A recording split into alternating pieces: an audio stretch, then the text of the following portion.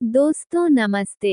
इक्ष्वाकु वंश में त्रिशंकु नाम के एक राजा हुए। त्रिशंकु की इच्छा सशरीर स्वर्ग जाने की थी। अपनी वार्ता जारी रखते हुए मिथिला के राजपुरोहित शतानंद जी ने कहा, इस बीच इक्ष्वाकु वंश में त्रिशंकु नाम के एक राजा हुए। त्रिशंकु की इच्छा सशरीर स्वर्ग जाने की थी, अतः इसके लिए उन्होंने वशिष्ठ जी से यज्ञ करने के लिए कहा।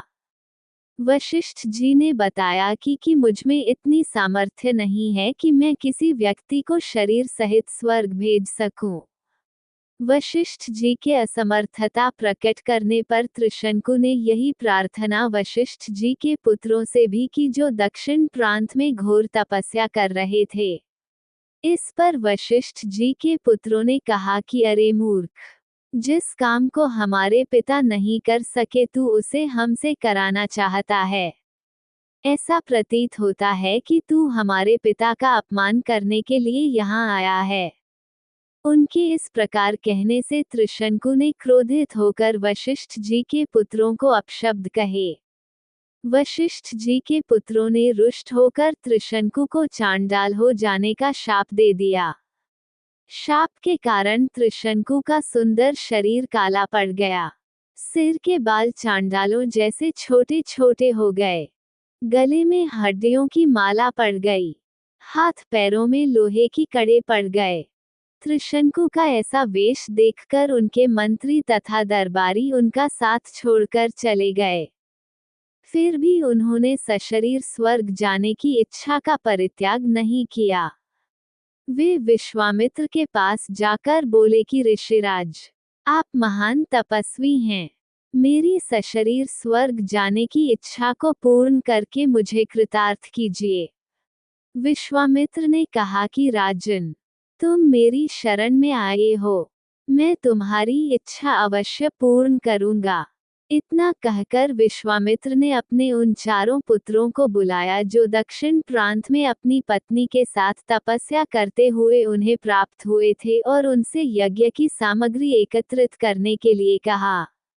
उन्होंने अपने शिष्यों के द्वारा वशिष्ठ के पुत्रों सहित वन में रहने वाले सब ऋषि मुनियों को यज्ञ में सम्मिलित होने के लिए निमंत्रण भी भिजवा दिया।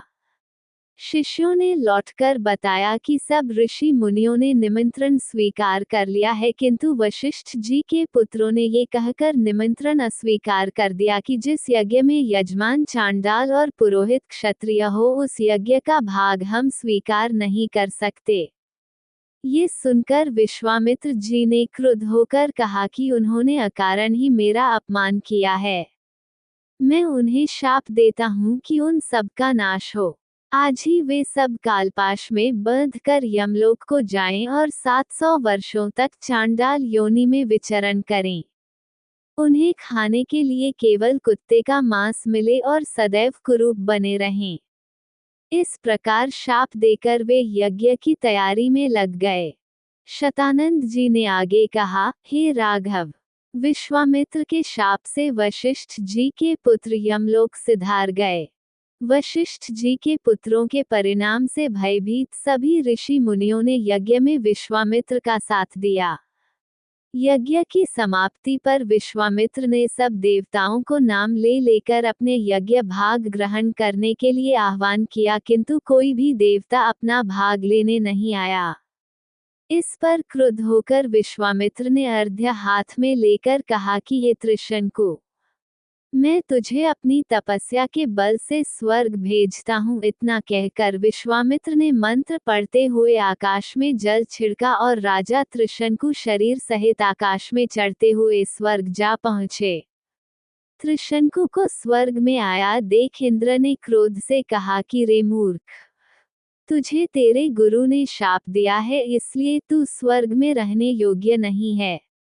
इंद्र के ऐसा कहते ही त्रिशंकु सिर के बल पृथ्वी पर गिरने लगे और विश्वामित्र से अपनी रक्षा की प्रार्थना करने लगे। विश्वामित्र ने उन्हें वहीं ठहरने का आदेश दिया और वे अधर में ही सिर के बल लटक गए। त्रिशंकु की पीड़ा की कल्पना करके विश्वामित्र ने उसी स्थान पर अपनी तपस्या के बल से स्वर्ग की सृष्टि कर दी और नए तारे तथा दक्षिण दिशा में सप्तर्षि मंडल बना दिया। इसके बाद उन्होंने नए इंद्र की सृष्टि करने का विचार किया, जिससे इंद्र सहित सभी देवता भयभीत होकर विश्वामित्र से अनुनय विनय करने लगे। वे बोले कि हमने त्रिशंकु को केवल इसलिए लौटा दिया था कि वे गुरु के शाप के कारण स्वर्ग में नहीं रह सकते थे। इंद्र की बात सुनकर विश्वामित्र जी बोले कि मैंने इसे स्वर्ग भेजने का वचन दिया है, इसलिए मेरे द्वारा बनाया गया ये स्वर्ग मंडल हमेशा रहेगा और त्रिशंकु सदा इस नक्षत्र मंडल में अमर होकर राज्य करेगा। इससे संतुष्ट होकर इंद्रादि देवता अपने अपने स्थानों को वापस चले गए।